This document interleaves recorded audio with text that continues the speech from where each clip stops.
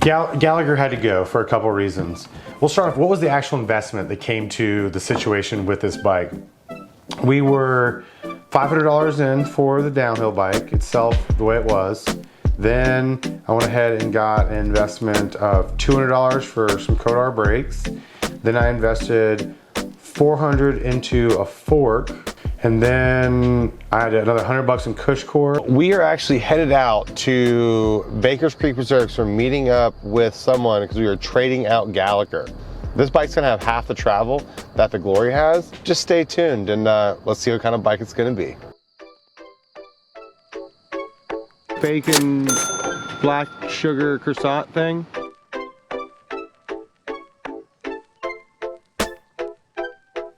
I just never use it. I really never use it. I really love my trail bike that much. The Bronson has been a great all-around bike. And a lot of places that I've been going and doing and really doing a lot of progression, I feel like the Bronson's a great all-around bike. If anything, I would want less travel, not more travel. But now I found somebody that wants to trade a downhill bike for something new that I want. So I'm looking for a jump bike. Yo, so my man right here, we locked him in, just got him a fresh hat. And he got a fresh shirt. Oh yeah. Locked in for riding. We actually just go ahead. This is the same guy I'm doing a bike trade with, but you guys can't know what I'm trading for just yet.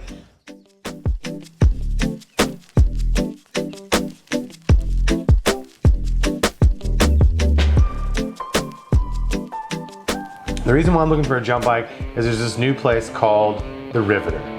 So you know what? Let's just show you what it looks like. Here's the Riveter.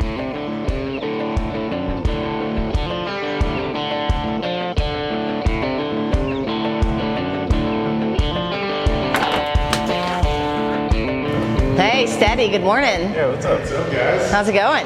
Pretty good. Figured I'd get a little riding in on a new bike. Are you gonna do any climbing or yoga today?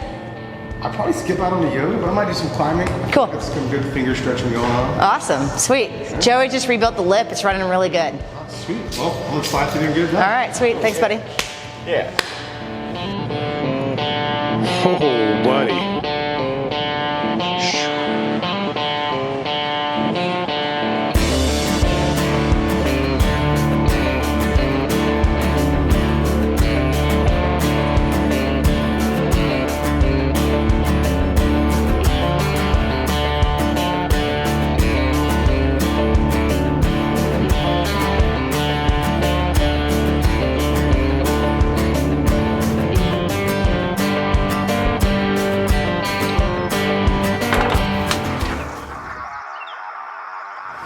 Yo, what up, dude?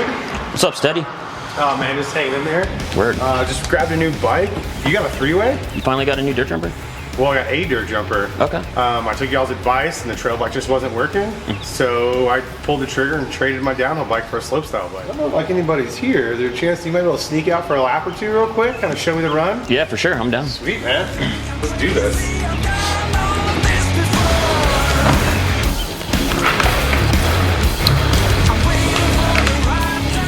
Slowly, as everything gets ridden in, it gets faster. We're just watching how everybody rides the place. We've definitely beefed a couple of them up. So we're just gonna keep on making little tweaks and stuff until everything should be pretty solid.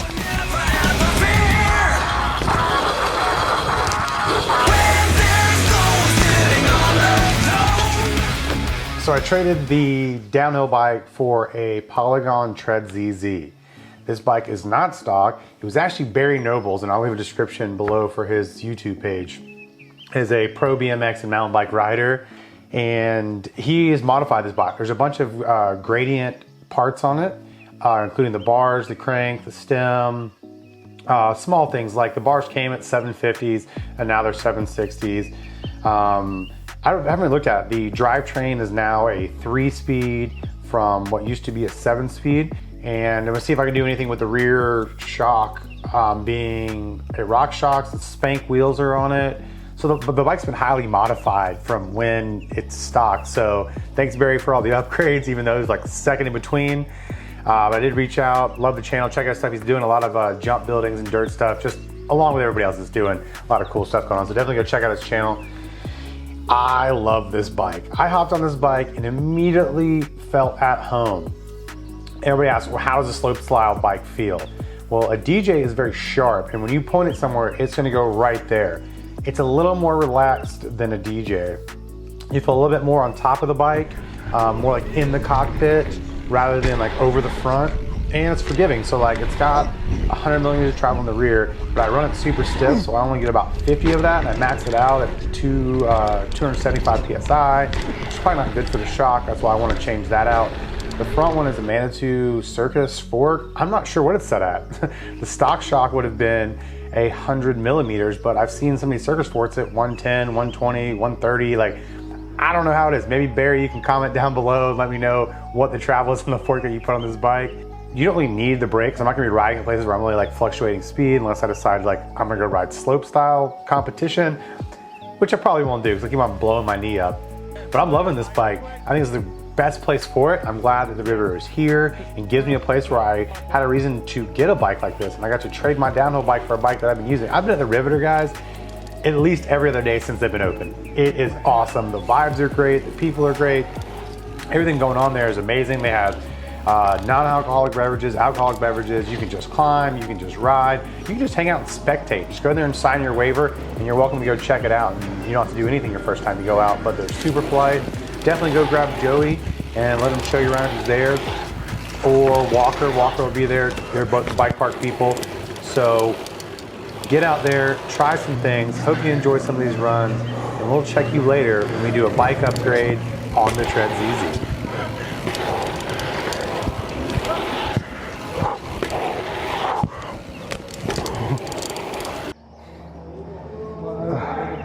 I don't want to do the sketch.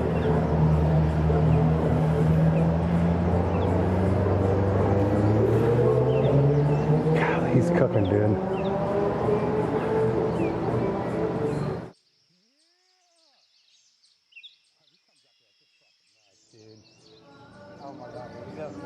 Dude!